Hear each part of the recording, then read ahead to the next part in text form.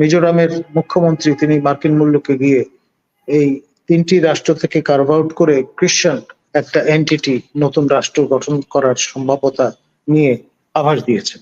তো ফলে Saint Martin কিন্তু ব্রডলি জিওগ্রাফিক সেন্সে ওই বেল্টই পড়ে।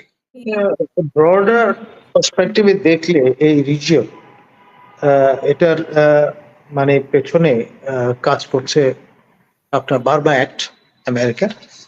দ্বিতীয়ত সর্বশেষ আপনার যে ঘটনাটি ঘটেছে সেটি হচ্ছে মিজোরামের মুখ্যমন্ত্রী তিনি মার্কিন মূল্যকে গিয়ে এই ৩টি রাষ্ট্র থেকে কার্ভ আউট করে ক্রিশ্চিয়ান একটা এন্টিটি নতুন রাষ্ট্র গঠন করার সম্ভাব্যতা নিয়ে আভাস দিয়েছেন।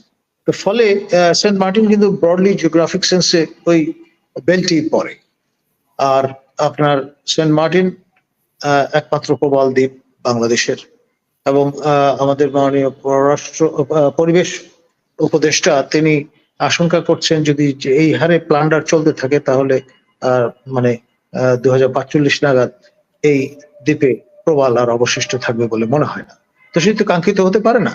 ফলে আপনার আমরা যেই ডালে বসে আছি সেই ডাল কাটছি, গোপাল ভাঁড়ের সেই গল্পের মতো একটি অবস্থা তৈরি হয়েছে।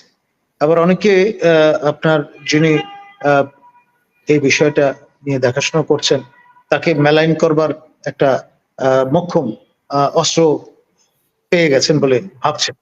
স্থানীয় সরকারের যারা প্রতিনিধিত্ব করেন সেন্ট মার্টিনে তারা অনেকেই তার পদত্যাগ দাবি করছেন। এবং আপনার এখানে যে বিষয়টি অনেকেই আবার আঙুল দিয়ে দেখানোর চেষ্টা করছেন সেটা হচ্ছে পলিথিন ব্যান করার একটা চেষ্টা তিনি করছেন, কিন্তু এটা কিন্তু নতুন বিষয় নয়। এই বিষয় নিয়ে এসডিও বলে একটি প্রতিষ্ঠান দীর্ঘদিন কাজ করেছে।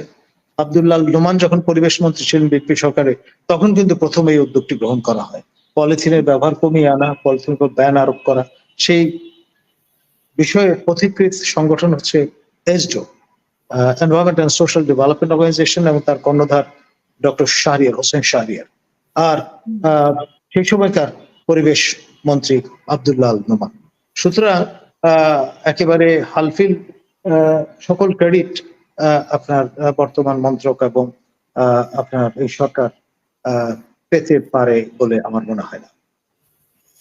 জি, আমরা অন্য দিক থেকে সেনাবাহিনীর থেকেও আমরা এক ধরনের আভাস পাচ্ছি যে 21শে নভেম্বর অথবা 16ই ডিসেম্বরকে সামনে রেখে আরো কিছু একটা ঘটতে পারে সেনাবাহিনীর মধ্যে। এবং সেনাপ্রধান আসলে ইয়ে থেকে আসার পরে, আমেরিকা থেকে আসার পরে কিন্তু আমরা সেভাবে কোনো বক্তব্যও পাইনি। তো আপনার কাছে কি মনে হচ্ছে যে সেনাবাহিনীর ভিতরে কিছু একটা হচ্ছে কিনা, কু করার কোনো কিছু হচ্ছে কিনা? দেখুন, একটা সময় ছিল 75 পরবর্তীকালে বাংলাদেশে আমাদের সশস্ত্র বাহিনী একটা র্যাগ ট্যাগ বাহিনী চেহারা পেয়েছে।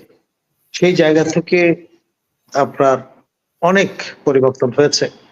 বাংলাদেশ সশস্ত্র বাহিনীর 3টি উইং, সেনা নবাব বিমান যথেষ্ট পরিমাণে সুশৃঙ্খল এবং ওয়ার্ল্ড ক্লাস ডিউটিস পারফর্ম করতে সক্ষমতা অর্জন করেছেন। ওয়ার টয়েজের সংখ্যা এবং কোয়ালিটিও অনেক বেড়েছে। আর বিভিন্ন দেশে শান্তি রক্ষার দায়িত্ব সুচারুভাবে সম্পন্ন করার কারণে তাদের একটা ব্র্যান্ডিং হয়েছে।